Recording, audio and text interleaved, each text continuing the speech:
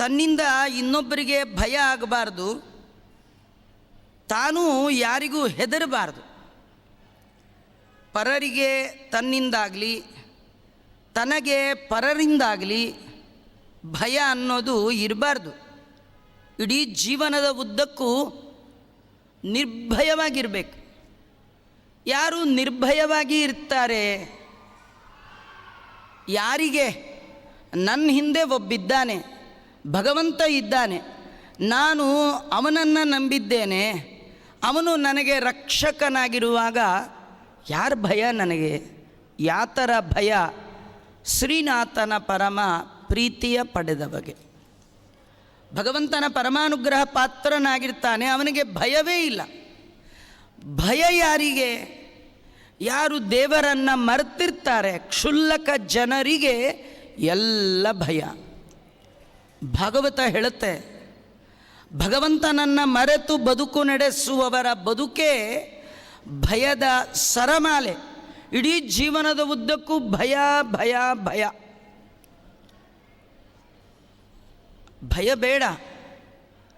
ಪುಟ್ಟ ಮಗುವಾಗಿದ್ದಾಗ ವಾಸುದೇವಾಚಾರ್ಯರು ಮದುವೆ ಮನೆಯಿಂದ ಹೊರಬಂದು ಈ ಅನಂತೇಶ್ವರನಿಗೆ ಪ್ರದಕ್ಷಿಣೆ ಮಾಡ್ತಾ ಇದ್ದಾರೆ. 3 ವರ್ಷದ ಪುಟ್ಟ ಬಾಲಕ.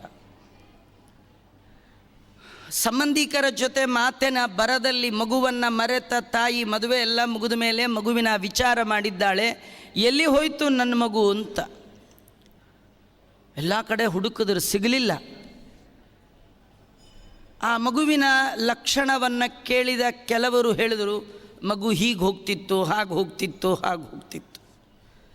ಆ ಮಗುವಿನ ಸುದ್ದಿ ಕೇಳ್ತಾ ಕೇಳ್ತಾ ತಂದೆ ತಾಯಿಗಳು ಬಂದು ನೋಡ್ತಾ ಇದ್ದಾರೆ. ಅನಂತೇಶ್ವರನ ದಿವ್ಯವಾದ ಈ ಆಲಯದಲ್ಲಿ ಜಗದ್ಗುರು ಶ್ರೀಮನ್ ಮಧ್ವಾಚಾರ್ಯರು ಪುಟ್ಟ ಮಗುವಾಗಿದ್ದಾಗ, 3 ವರ್ಷದ ಬಾಲಕನಾಗಿದ್ದಾಗ ಪ್ರದಕ್ಷಿಣ ನಮಸ್ಕಾರವನ್ನು ಮಾಡ್ತಾ ಇದ್ದಾರೆ.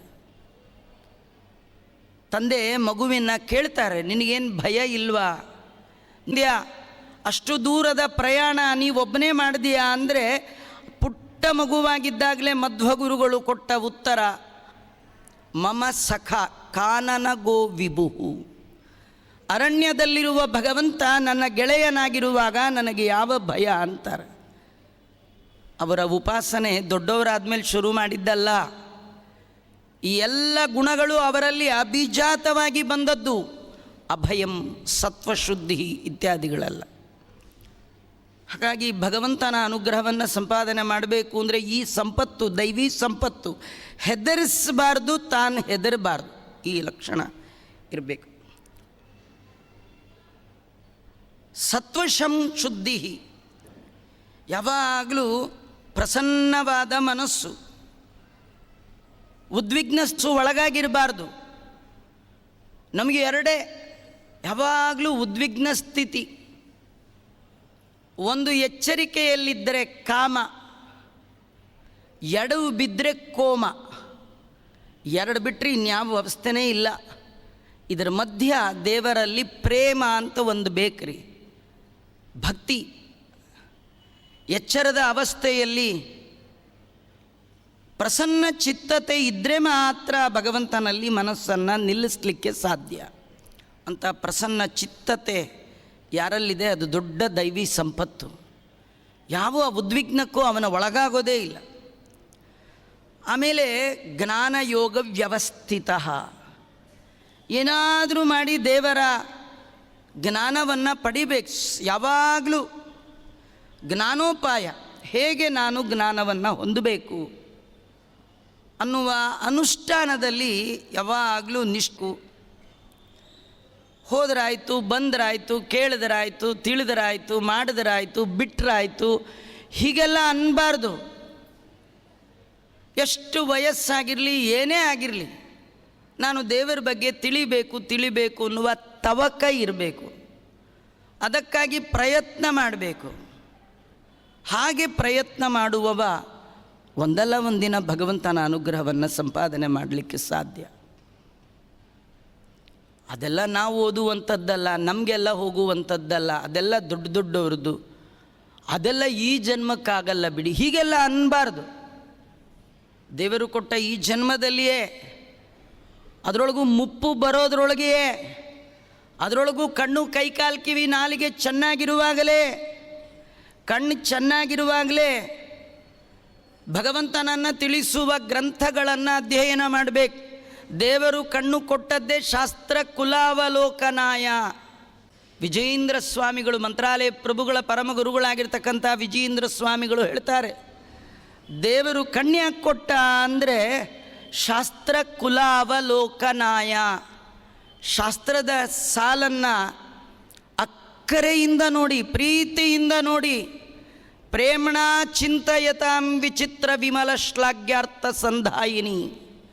ಅಕ್ಷರಗಳನ್ನು ಅಕ್ಕರೆಯಿಂದ ನೋಡಿದರೆ ವರ್ಣಾಭಿಮಾನಿ ದೇವತೆಗಳು ನಮ್ಮ ಬಗ್ಗೆ ದೇವರಲ್ಲಿ ಇನ್ಫ್ಲೂಯೆನ್ಸ್ ಮಾಡಿ ಪರೋಕ್ಷ ಜ್ಞಾನದಿಂದ ನಮ್ಮನ್ನು ಅಪರೋಕ್ಷ ಜ್ಞಾನದ ಎತ್ತರಕ್ಕೆ ಏರಿಸಬೇಕಾದರೆ ಗ್ರಂಥಗಳ ಅಧ್ಯಯನ ಮಾಡುವಾಗ, ಓದುವಾಗ ಕಣ್ಣನ್ನು ಆ ಗ್ರಂಥಗಳ ಸಾಲಿನಲ್ಲಿಟ್ಟು ಭಕ್ತಿ ಶ್ರದ್ಧೆಯಿಂದ ಓದಬೇಕು. ನಾವು ಅದನ್ನು ಮಾಡಲ್ಲ. ಅಪಿತು ಧ್ರುವ ಬಾಲ ನರ್ತಕೀನಾಂ ಗಣಿಕಾನಾಂ ಪರಿನರ್ತನಾದಿ ದೃಷ್ಟ್ಯೈ. ನೋಡಬಾರದ್ದನ್ನು ನೋಡಲಿಕ್ಕೆ ಕಣ್ಣನ್ನು ಉಪಯೋಗ ಮಾಡ್ತೇವೆ. ನಮಗೆ ವೇದ ಪಾಠ ಹೇಳ್ಕೊಡುವ ಗುರುಗಳು ಒಬ್ಬರಿದ್ದರು. ಇಡೀ ಜೀವನದ ಉಸಿರು ಪಾಠ ಪಾಠ ಪಾಠ. ಕಣ್ಣು ಕಾಣಿಸ್ತಿರಲಿಲ್ಲ, ಅಕ್ಷರಗಳು ತುಂಬ. ಆದರೆ ಆ ಭೂತ ಕನ್ನಡಿ ಇಟ್ಕೊಂಡು ಅದರ ಮೇಲೆ ಇನ್ನೇನೋ ಒಂದು ಇಟ್ಕೊಂಡು ಪಾಠ ಹೇಳ್ತಾ ಇದ್ರು. ಇವರು ಕೊಟ್ಟ ಈ ಇಂದ್ರಿಯ, ಇದರ ಸಾಧನೆ ಏನಿದೆ ಅದು ಕಡೇ ನಿಮಿಷದವರೆಗೂ ಮಾಡಬೇಕಂತ. ಇದು ನಿಷ್ಠೆ. ದಾಸರದನ್ನೇ ಅಂದದ್ದು, ಕಣ್ಣು ಕೈಕಾಲು ಕಿವಿ ನಾಲಿಗೆ ಇರುವಾಗ ಮಣ್ಣು ಮುಕ್ಕಿ ಮರುಳಾಗುವರೆ ಕೋಡಿ. ಕಣ್ಣಿದೆಯಾ, ಶಾಸ್ತ್ರ ಕುಲಾವಲೋಕನ ಮಾಡು. ಕೈ ಇದೆಯಾ, ಹರಿಮಂದಿರ ಮಾರ್ಜನಾದಿ ಸೇವಾಂ, ಭಗವಂತನ ಪೂಜಾದಿಗಳನ್ನು ಮಾಡು. ಕೈಗೆ ಸ್ಟ್ರೋಕ್ ಹೊಡೆದ ಮೇಲೆ ಗಂಟೆ ಬಾರಿಸೋಕ್ಕಾಗಲ್ಲ ರೀ, ಶಂಖ ಹಿಡ್ಕೊಳ್ಳೋಕ್ಕಾಗಲ್ಲ, ಸಾಲಿಗ್ರಾಮ ಎತ್ತಕ್ಕಾಗಲ್ಲ. ಎರಡೂ ಕೈ ಗಟ್ಟಿ ಇರುವಾಗಲೇ ಭಗವಂತನ ಪೂಜೆಗಾಗಿ ಕೈಗಳು ಕಾಲುಗಳು ತವಕಿಸಬೇಕು. ಭಗವಂತನ ಪ್ರದಕ್ಷಿಣೆ ಮಾಡಬೇಕು ಕಾಲು ನೆಟ್ಟಿಗಿರುವಾಗ. ಹಾಗಾಗಿ ಭಗವಂತನ ಹೊಂದುವ ಜ್ಞಾನ, ಅದನ್ನು ಪಡೆಯೋದ್ರೊಳಗೆ ಯಾವಾಗಲೂ ನಿಷ್ಠೆ ಇರಬೇಕು. ದಾನಂ, ಯೋಗ್ಯತೆಗೆ ಅನುಗುಣವಾಗಿ ಭಗವಂತನ ಕಾರುಣ್ಯದಿಂದ ಸತ್ತನ್ನು ಭಗವಂತ ನೀನು ಪ್ರೀತನಾಗು ಅಂತ ಕೈಯೆತ್ತಿ ಕೊಡುವ ದೊಡ್ಡ ಗುಣವನ್ನು ಜೀವನದ ಒಳಗೆ ಸಂಪಾದನೆ ಮಾಡಬೇಕು. ದಾಸರಂತಾರೆ, ಹರಿಯ ಕರುಣದಳಾದ ಭಾಗ್ಯವ ಹರಿ ಸಮರ್ಪಣೆ ಮಾಡಿ ಬದುಕಿರೋ, ಕೆರೆಯ ನೀರನ್ನು ಕೆರೆಗೆ ಚೆಲ್ಲಿ.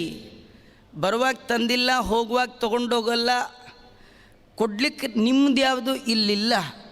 ನೀವೇನು ಕೊಟ್ಟಿರೋದು ಅವನು ಕೊಟ್ಟದ್ದು ಅಂತ ತಿಳ್ಕೊಂಡು ಅವನಿಗೆ ಕೊಡ್ತೀನಿ ಅಂತ ಕೊಡುವ ಬುದ್ಧಿಯನ್ನು ಜೀವನದಲ್ಲಿ ಜಾಗೃತ ಮಾಡಿಕೊಂಡು ಭಗವಂತ ನೀನು ಪ್ರೀತನಾಗು, ನೀನು ಪ್ರೀತನಾಗು. ಕುರುವತೆ ಕರ್ಮ ಯತ್ ಪ್ರೀತೆಯೇ ಸಜ್ಜನಾ. ಭಗವಂತನ ಪ್ರೀತಿಗಾಗಿ ದಾನ ಮಾಡುವ ಬುದ್ಧಿ ಏನಿದೆಯಲ್ಲ, ಸ್ವಭಾವ, ಸ್ವಾಭಾವಿಕವಾಗಿ ಈ ಬುದ್ಧಿ ಬರಬೇಕು. ನಾವು ಸ್ವಾಭಾವಿಕವಾಗಿ ದಾನ ಮಾಡೋರು ಅಲ್ಲರಿ.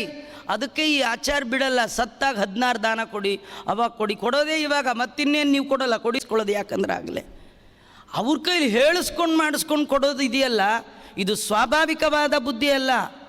ನಿನಗೆ ಕೈ ಚೆನ್ನಾಗಿರುವಾಗ, ಸಂಪತ್ತಿರುವಾಗ, ಮುಂದಿನದಕ್ಕೋಸ್ಕರವಾಗಿ ಈಗಲೇ ಕೈ ಎತ್ತು ಕೊಟ್ಟುಬಿಡು. ಇಲ್ಲ ಅವ್ರು ಮಾಡ್ತಾರೆ, ನಮ್ಮ ಮಗ ಮಾಡ್ತಾರೆ, ಅವ್ರು ಯಾಕೆ ಮಾಡಬೇಕು? ಅವ್ರು ಮಾಡಿದ್ರೆ ಮಾಡಲಿ, ಬಿಟ್ಟರೆ ಬಿಡಲಿ, ಅವ್ರವ್ರು ಮಾಡಿದ್ದ ಅವ್ರವ್ರಿಗೆ. ನೀನು ಉದ್ಧಾರ ಆಗಬೇಕು ಅಂದರೆ ನಿಂದೇ ಸಂಪತ್ತು, ನೀನು ಕಷ್ಟಪಟ್ಟಿದ್ದೀಯ. ಆ ಭಗವಂತ ಪ್ರೀತನಾಗಲಿ, ನೀನೇ ಎತ್ತುಕೊಡು. ಇದು ಸ್ವಾಭಾವಿಕವಾಗಿ ದಾನ ಮಾಡುವ ಬುದ್ಧಿ ಬೇಕು. ಇಂದ್ರಿಯ ನಿಗ್ರಹ, ದಮಶ್ಚ, ದಮ ಇಂದ್ರಿಯ ನಿಗ್ರಹ. ದೇವರನ್ನು ಹೊಂದಬೇಕಾದರೆ ಜೀವನದಲ್ಲಿ ಸಂಪಾದನೆ ಅನಿವಾರ್ಯವಾಗಿ ಮಾಡಬೇಕಾದ 2 ಗುಣಗಳು ಶಮ ಮತ್ತು ದಮ. ದಾಸರಂತಾರೆ, ಶಮ ದಮಾದಿ ಗುಣಗಳಿಂದಲೀ ಸಜ್ಜನರೂ ಕ್ರಮದಿ ನಿನ್ನ ಮೂರ್ತಿ ಪೂಜಿಸಿ. ಭಗವಂತನ ಆರಾಧನೆ ಮಾಡಬೇಕಾದರೆ ಆರಾಧನೆ ಮಾಡುವವರಲ್ಲಿ ಇರಬೇಕಾದ ಗುಣ 2. ಎಲ್ಲ ಶಾಸ್ತ್ರ ಅಧ್ಯಯನ ಮಾಡಿದ ಮೇಲೆ ನಿಮಗೆ ಬರಬೇಕಾದ 2 ಗುಣ, ಒಂದು ಶಮ ಮತ್ತೊಂದು ದಮ. ಶಮ ಮನ್ನಿಷ್ಠತಾ ಬುದ್ಧೇ, ದಮ ಇಂದ್ರಿಯ ನಿಗ್ರಹ. ಭಗವಂತನಲ್ಲಿ ನಿಷ್ಠೆ, ಅದೇ ಜ್ಞಾನೋಪಾಯ, ದೇವರನ್ನು ಹೊಂದುವ ಉಪಾಯ, ದೇವರನ್ನು ಹೊಂದುವ ಉಪಾಯ. ಅದರಲ್ಲಿ ನಿಷ್ಠೆ ಇರಬೇಕು. ಮತ್ತೊಂದು ದಮ, ಇಂದ್ರಿಯ ನಿಗ್ರಹ ಬೇಕು.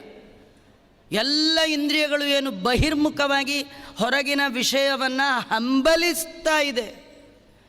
ಕೆಲವರು ಸೀರಿಯಲ್ ನೋಡೋದು ಇಟ್ಕೊಂಡು ಬಿಟ್ಟಿರ್ತಾರೆ, ಕಾಯ್ತಿರ್ತಾರೆ ರಿಮೋಟ್ ಹಿಡ್ಕೊಂಡು, ಯಾವಾಗ ಬರುತ್ತೆ ಯಾವಾಗ ಬರುತ್ತೆ ಯಾವಾಗ ನೋಡ್ತೀನಿ.